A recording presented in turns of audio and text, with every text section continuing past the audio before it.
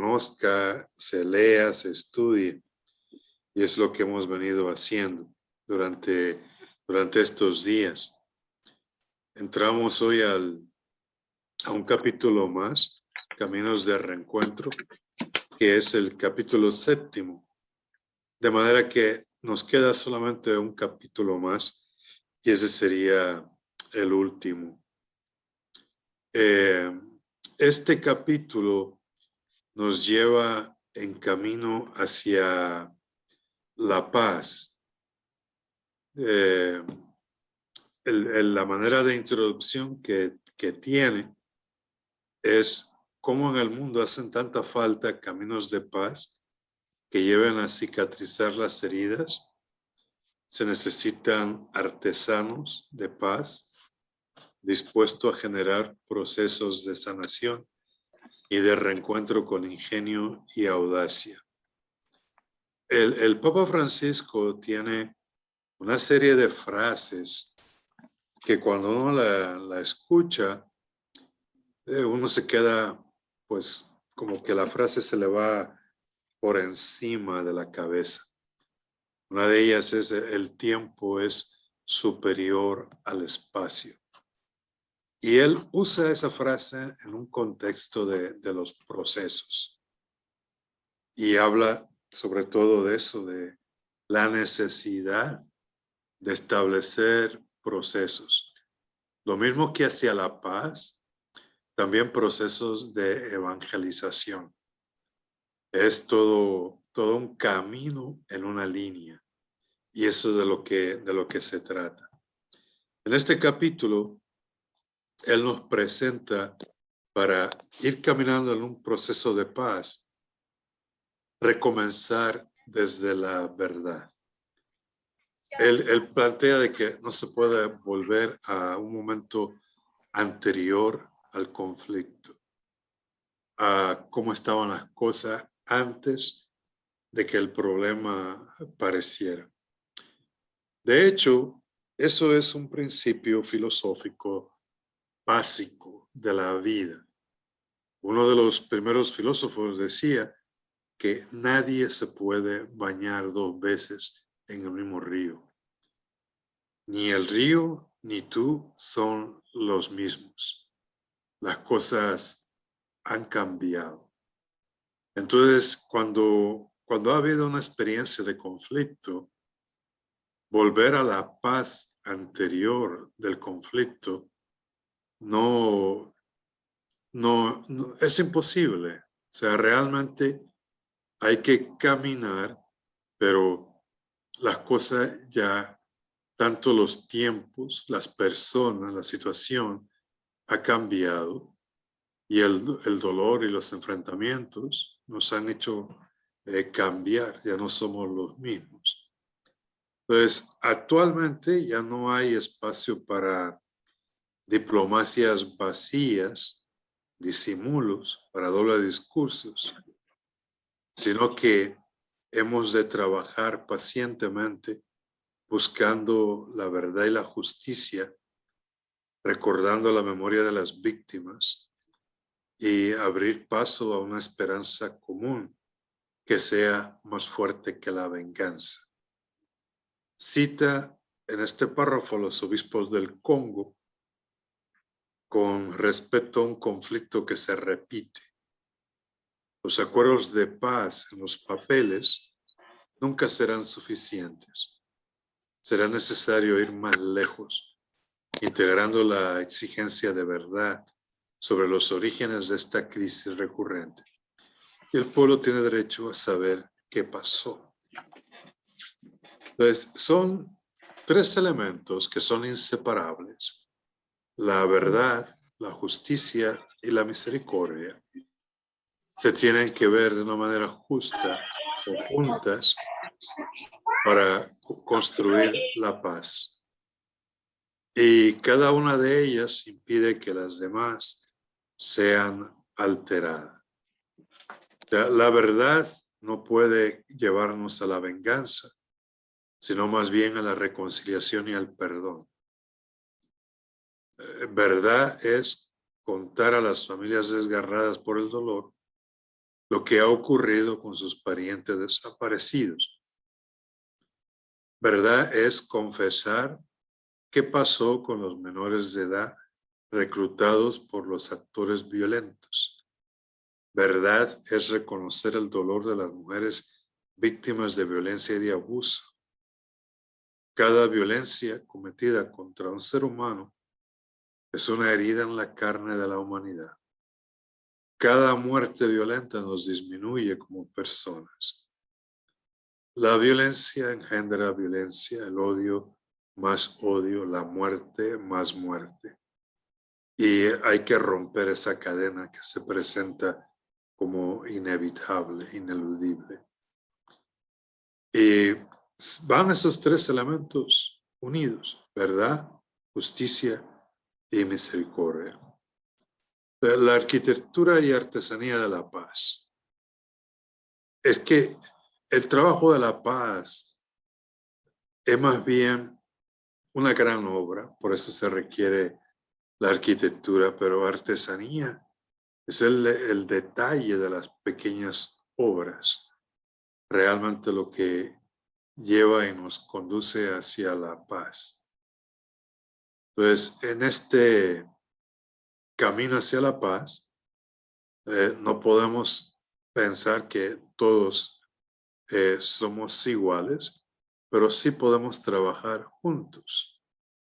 Hay que unir a la gente para que busquemos caminos comunes donde todos ganan. Y frente a un determinado objetivo común, se pueden aportar diferentes técnicas distintas, experiencias diferentes y trabajar todos por el bien común. Entonces hay que identificar bien los problemas que atraviesa una sociedad y aceptar que existen diferentes maneras de mirar las dificultades y de resolverlas. Caminar hacia una mejor convivencia implica reconocer la posibilidad de que el otro aporte una perspectiva legítima, al menos en parte, algo que pueda ser rescatado, aun cuando se haya equivocado o haya actuado mal. Entonces, nunca se debe encasillar al otro por lo que pudo decir o hacer, sino que hay que considerar la promesa que lleva dentro de él. Y promesa que siempre deja una puerta abierta a la esperanza. La paz es un proceso de gran trabajo. Él dice, hay una arquitectura de la paz donde intervienen las diversas instituciones de la sociedad, cada una desde su competencia, pero hay una artesanía de la paz que nos involucra a todos. Y a partir de diversos procesos de paz que se desarrollan en distintos lugares del mundo, hemos aprendido que estos caminos de pacificación, de primacía de la razón sobre la venganza, de delicada armonía entre la política y el derecho, no pueden obviar los procesos de la gente. No se alcanzan con el diseño de marcos normativos y arreglos institucionales entre grupos políticos o económicos de buena voluntad. Hay que incorporar a la comunidad dentro de ese mismo proceso, y algunas veces la comunidad ha quedado convertida como invisible, pero se necesita para, sobre todo, rescatar lo que es la memoria colectiva. No hay un punto final en la construcción de la paz social de un país, sino que es una tarea que necesita el compromiso de todos y que nos pide no decaer en el esfuerzo por construir la unidad de la nación, a pesar de los obstáculos, las diferencias y distintos enfoques sobre la manera de lograr la convivencia pacífica. Entonces tenemos que colocar en el centro de toda acción política, social y económica a la persona humana, su dignidad y el respeto por el bien común. Y que ese esfuerzo nos lleve a huir de la tentación de la venganza y de la búsqueda de intereses particulares y a corto plazo. Como hemos tenido ahora en estos días manifestaciones públicas de violencia, ya ven que no ayudan a encontrar caminos de salida. Los obispos en Colombia y ahora mismo la situación en Colombia, pues va en esta misma línea. Dice que cuando se alientan movilizaciones ciudadanas, no siempre aparecen claros sus orígenes y objetivos. Hay cierta forma de manipulación política y se han percibido apropiaciones a favor de intereses particulares. O sea, cada lucha o cada manifestación que hemos visto en los últimos meses no es tan pura. Y al final, si genera violencia, pues no es ese el camino para la paz, lo que nos está indicando el Papa Francisco. Entonces, si hay que buscar la paz, lo tenemos que buscar como comunidad, pero hay unos cuantos números que implica y desarrolla él.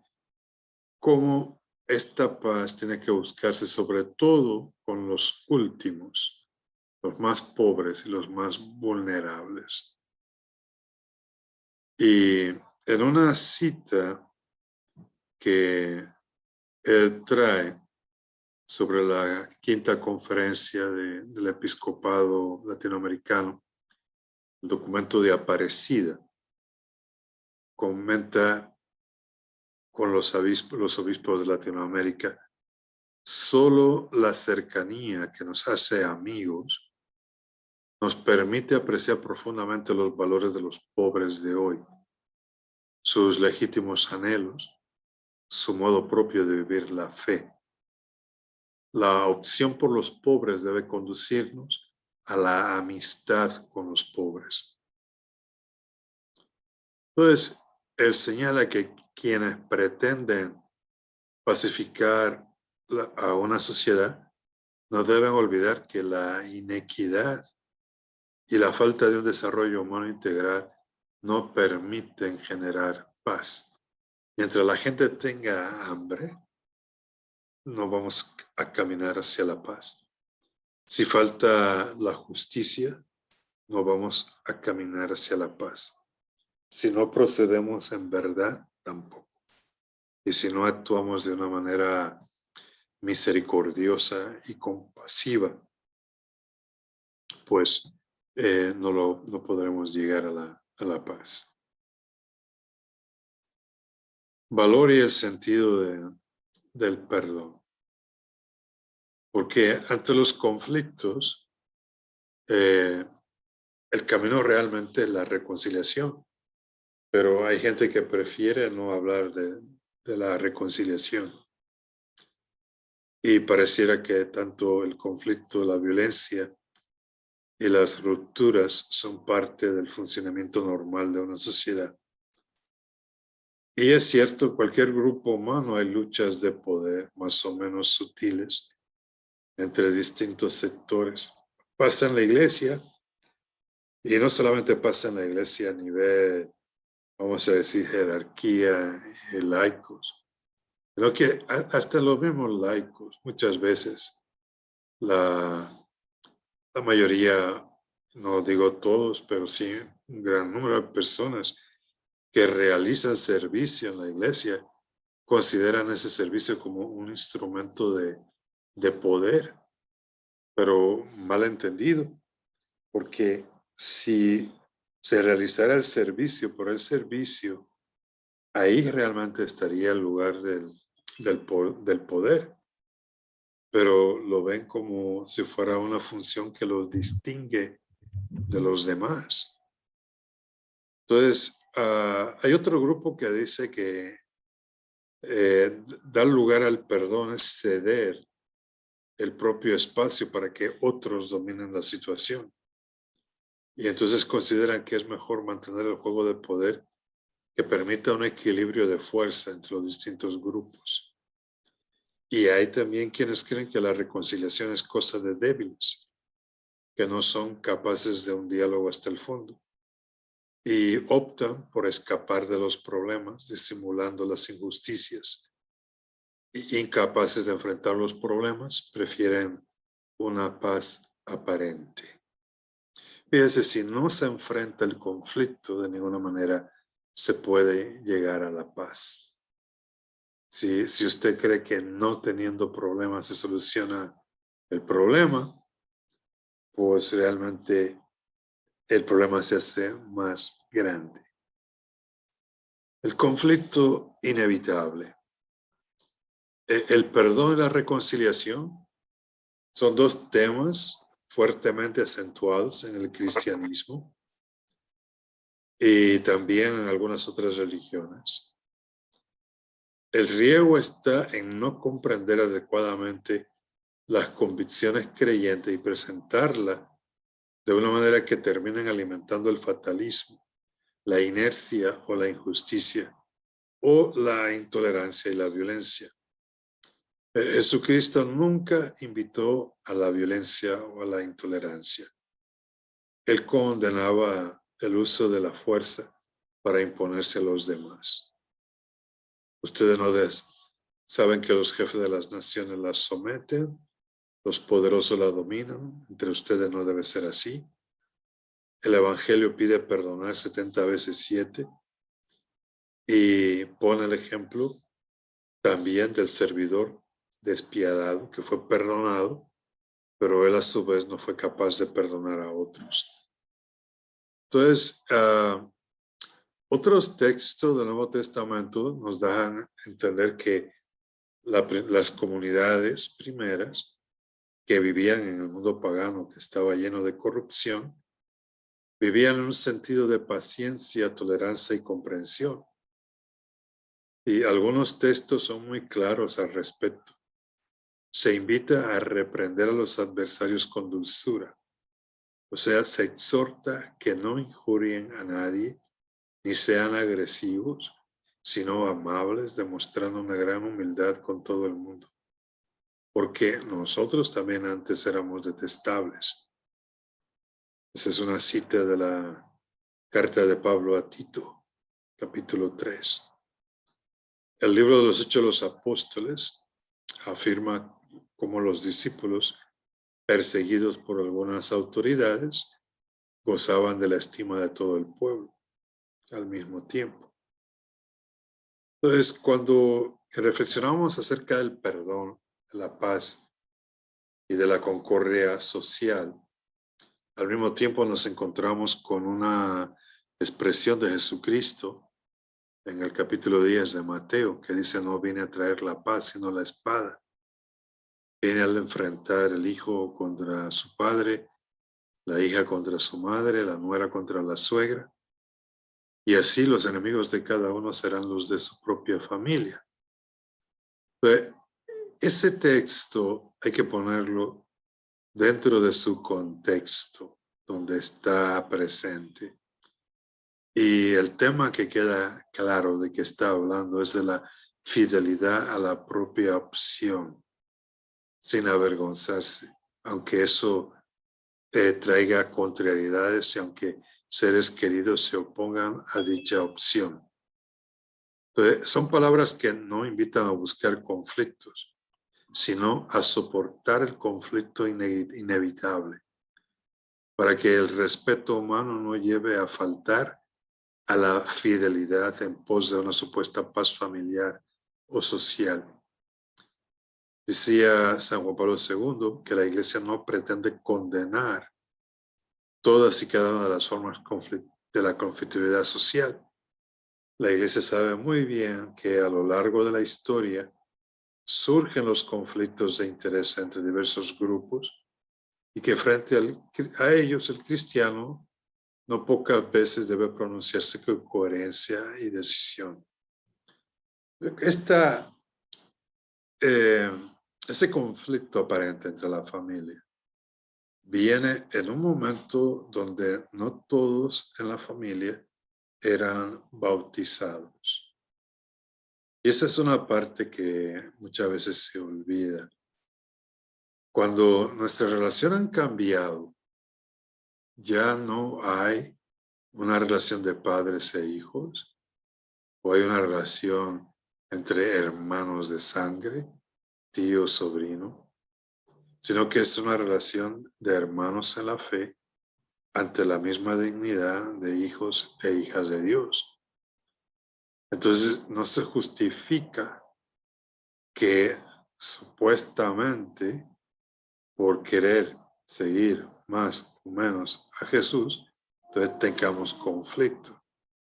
El conflicto tiene que estar en base a nuestro grado de compromiso con Jesús, nuestro seguimiento a Jesús.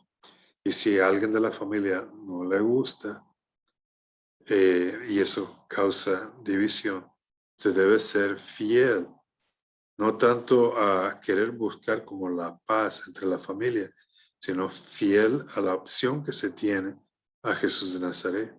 Y esa misma opción me implica que a estos hermanos con los que tengo conflicto, pues debo tratar de llevarme bien y relacionarme bien con ellos. Luchas legítimas y el perdón es otro de los temas. Y aquí uno de los temas que nos va a poder tener que quedar claro es que no hay una relación entre perdón y olvidar. O sea, no hay que proponer un perdón renunciando a los derechos ante un poderoso corrupto, ante un criminal o ante alguien que degrada nuestra dignidad. Estamos llamados a amar a todos sin excepción, pero amar a un opresor no es consentir que siga siendo así. Tampoco es hacerle pensar que lo que él hace es aceptable.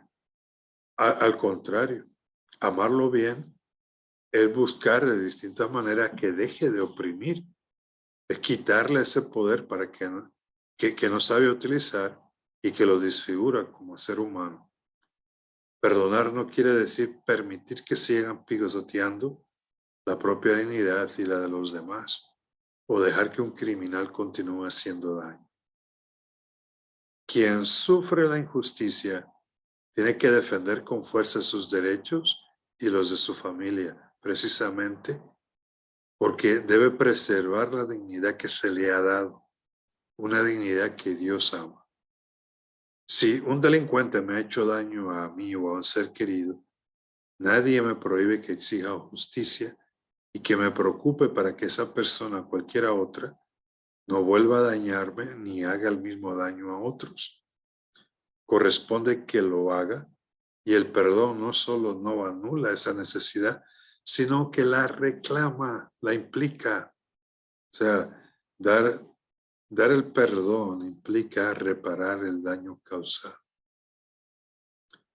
¿Por qué mucha gente piensa que el cristiano tiene que caer de tonto y dejarse ser abusado? En este asunto tengo yo una historia. Una vez yo me quedo solo en la casa y el timbre de la casa sonó a una hora muy temprano, antes de las 6 de la mañana, y era un timbre que sonaba con mucha insistencia. Yo bajo a abrir y ya bajo con dolor de cabeza. Era una señora que me pedía que le prestara $5 porque el cheque de su marido todavía no había llegado. Y sí, lo presté y lo anoté en algún lugar para recordarme que lo había prestado. Porque así fue que lo pidió, no que se lo diera, no lo prestara. En el tiempo que pasa entre una cosa y otra, yo me voy enterando que la razón por la cual ella va buscando tan frecuente, $5, es porque tiene que comprarle la droga al hijo. Y $5 pues son suficientes o eran suficientes en aquel tiempo para una dosis de cocaína. Entonces, el hijo está preso. La mujer en ese tiempo viene a abogar por el hijo, que si yo pudiera hablar con la policía, porque al hijo, estando en la cárcel, lo tuvieron que operar de apendicitis y estaba mal. Pero ella no me contó algo que ya yo sabía, y es que el chavo estaba en el hospital y salió del hospital, cargó con un saco de 50 libras de arroz, se lo robó. Y se robó también una panga, un bote, y salió huyendo. Entonces la policía lo agarró y lo llevó adentro.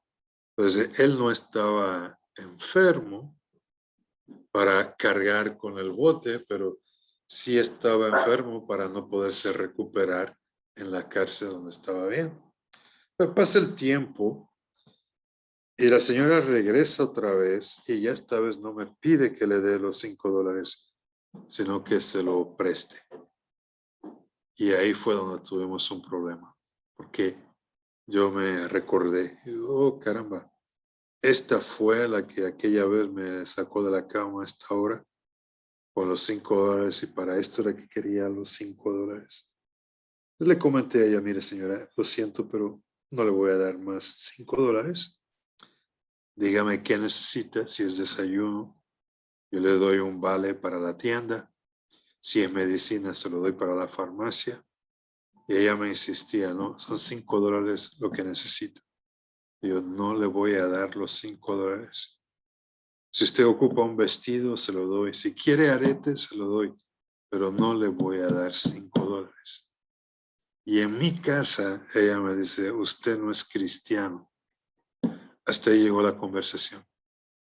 Pero yo no voy a permitir que en mi casa me vengas a insultar. Y mucho menos queriéndome manipular con ese semejante argumento de que tengo que alcahuetearte la droga que le compras a tu hijo. No.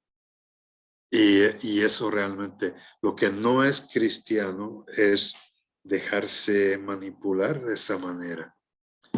Entonces, perdonar no significa que vas a dejar que el que te oprime te siga oprimiendo, sino que el mismo sacramento de la penitencia, que tiene 5 pasos, incluye uno de esos pasos, aparte de cumplir la penitencia, que sería la pena que se tiene que realizar. Uno es reparar el daño causado. Y muchas veces ese de reparar el daño causado falta en el proceso de la reconciliación. Cuando eso falta, la confesión o la reconciliación es simplemente como un acto de teatro que se hace, no es válida y es sacrílega. Esa era la palabra que no encontraba en mi cabeza, porque no demanda reparar el daño. Se tiene que reparar el daño. Entonces, lo que incluye el Papa en el número 242 es que esta acción de reparar el daño no se trata para alimentar una ira enferma en el alma personal ni en la de nuestro pueblo, para desatar una carrera de venganza. Pero nadie alcanza la paz interior ni se reconcilia con la vida de esa manera. La verdad es que ninguna familia, ningún grupo de vecinos o etnia o un país tiene futuro si el motor que los une convoca y tapa las diferencias es la venganza y el odio.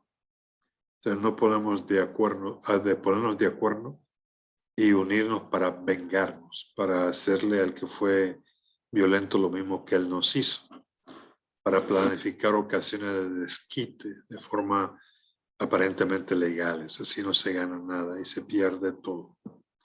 Pero no se puede perder la memoria. La verdadera superación de cómo se camina. El conflicto no se resuelve si se esconde o se entierra en el pasado. La verdadera reconciliación no escapa al conflicto, sino que se logra en el conflicto, superándolo a través del diálogo, de la negociación transparente, sincera y paciente. Es necesario reconstruir la unidad y es indispensable que volvamos hacia la amistad social. Y el Papa plantea que la unidad es superior al conflicto. Aunque tengamos diferentes opiniones o diferentes situaciones conflictivas entre nosotros, pero si sabemos estar unidos, vamos a ir mucho más allá de eso. Y entonces el recuerdo de los eventos nos ayuda a no repetirlos. Recuerden sobre todo como el asunto del Holocausto, la Shoah, que es la matanza de todos estos de millones de judíos y de otros grupos y personas diferentes y enfermas que hicieron los nazis, pues nunca se debería olvidar para que algo así no vuelva a repetirse. Lo mismo que los bombardeos en Hiroshima y Nagasaki. No se pueden olvidar para que no se repitan. Porque aparentemente se puede pensar que, pasamos la página de la historia y vivimos como si aquello no hubiera pasado y que hay que mirar hacia adelante. La verdad es que si no tenemos una memoria íntegra y luminosa, nos condenamos a repetir el mismo pasado y no vamos a honrar las víctimas que vivieron esas situaciones de destrucción. El Papa plantea, a partir del número 250, perdón, pero sin olvidos. Y perdón no implica olvido. Lo contrario a lo que todo el mundo piensa que se debe olvidar. Más bien, no puede ser negado, relativizado, disimulado, pero sí podemos perdonar. Y cuando hay algo que jamás debe ser tolerado, justificado o excusado, sí también podemos perdonar. Y cuando hay algo que por ninguna razón podemos olvidar, sin embargo, pues podemos perdonar.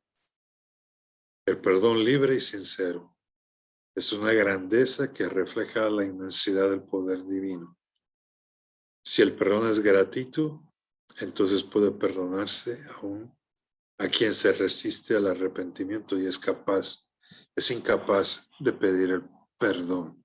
De los que perdonan de verdad no olvidan, pero renuncian a ser poseídos por esa misma fuerza destructiva que los ha perjudicado.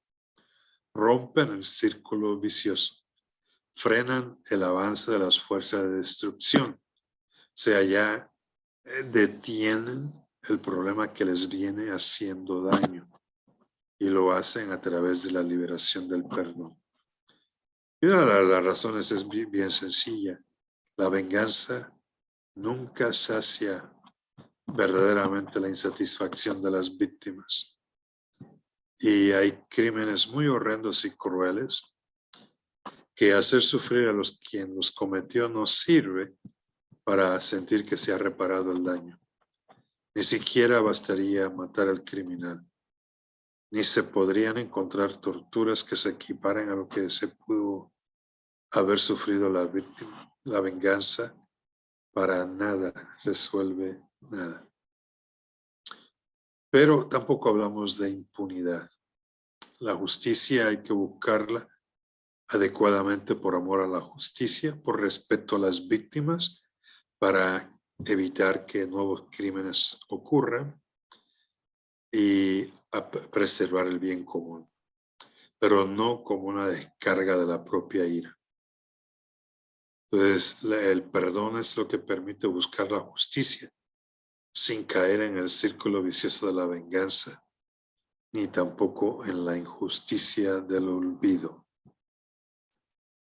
Y cuando hubo injusticias de ambas partes, hay que reconocer, aunque no tenga la misma gravedad o no sean comparables, la violencia ejercida desde las estructuras y el poder del Estado no está al mismo nivel de la violencia de grupos particulares. Y de todo modo no se pueden pretender que solo se recuerden los sufrimientos injustos de una sola de las partes. O sea, debemos a la víctima inocente el mismo respeto.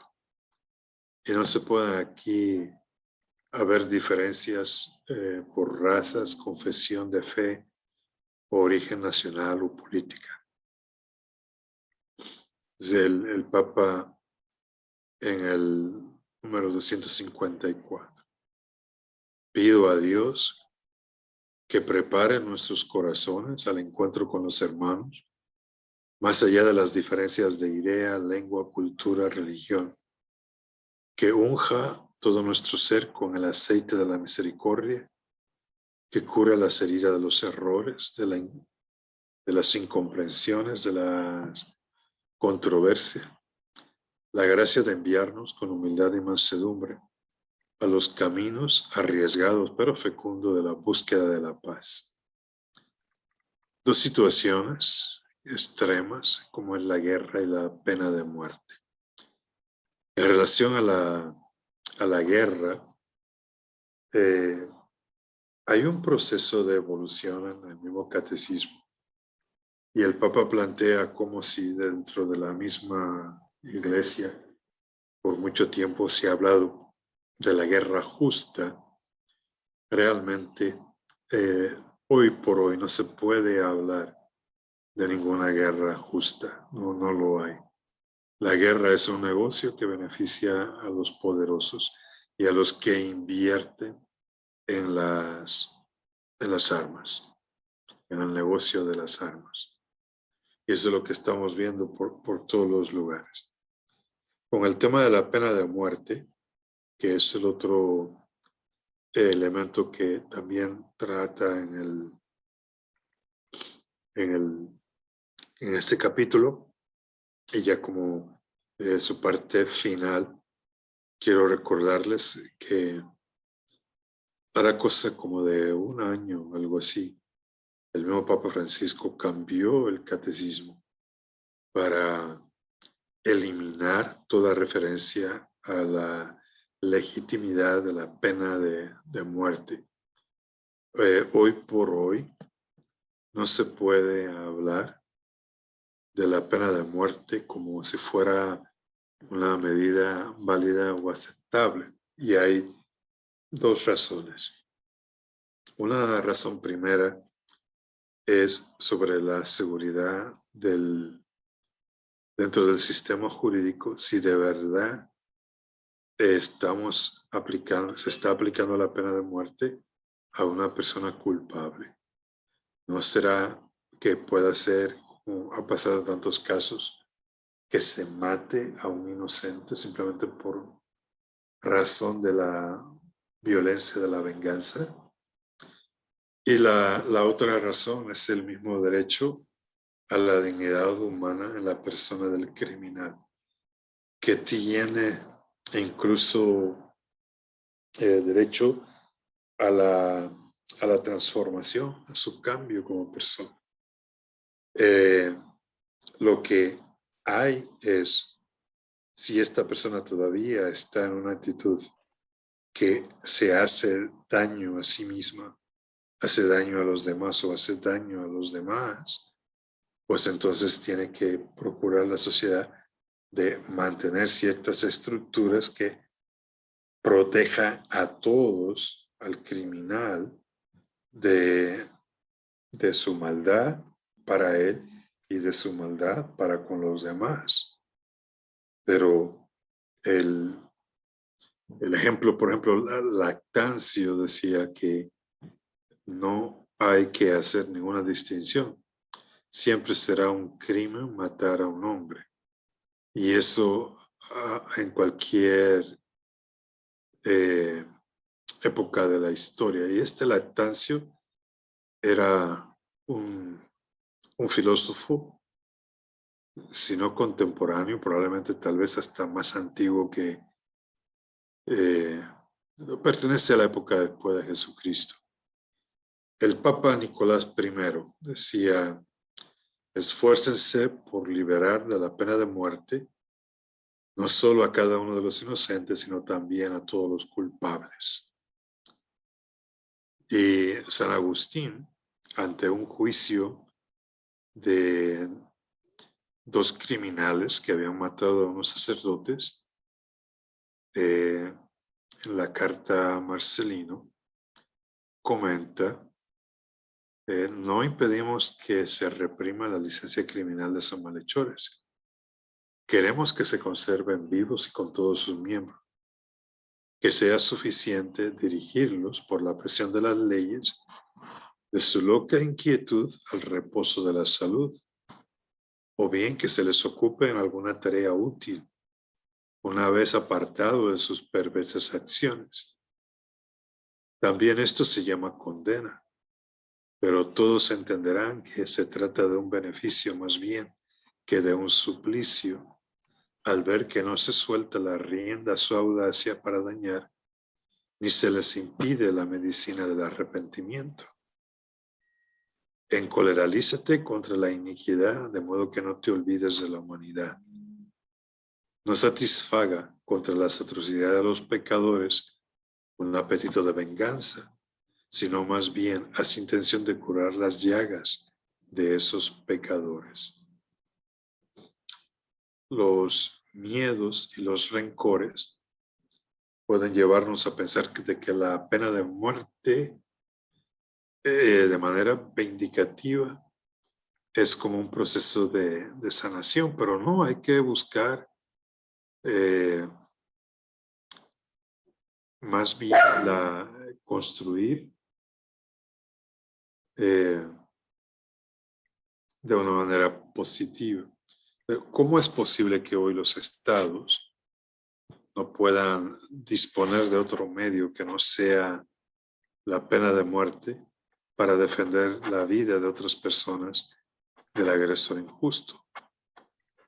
Y aún así, cuando en situaciones extrajudiciales o extralegales pareciera que son homicidios deliberados, a veces cometidos por el Estado o por la gente, que a menudo se hacen pasar como enfrentamientos con delincuentes o son presentados como consecuencias no deseadas del uso razonable, necesario y proporcional de la fuerza para hacer aplicar la ley. Está bien que en un pueblo estén cansados de ladrones, pero de verdad, matar a uno, ¿será ese el verdadero ladrón? Sería la primera pregunta. Y además, al final, ¿qué beneficio si la misma comunidad se comporta peor que el criminal? Entonces, no habría que buscar mejor desde una óptica cristiana un trato diferente para estas personas, de manera que se reforme. En el catecismo, que antes había una justificación a la pena de muerte, esa justificación ha quedado total y plenamente eliminada, y es cosa a partir de un par de años, no más. Y estos son los dos últimos párrafos de este capítulo para hoy. Dice el Papa, recordemos que ni siquiera el homicida pierde su dignidad personal y Dios mismo se hace su garante. Dios mismo protegió a Caín después de haber matado a Abel.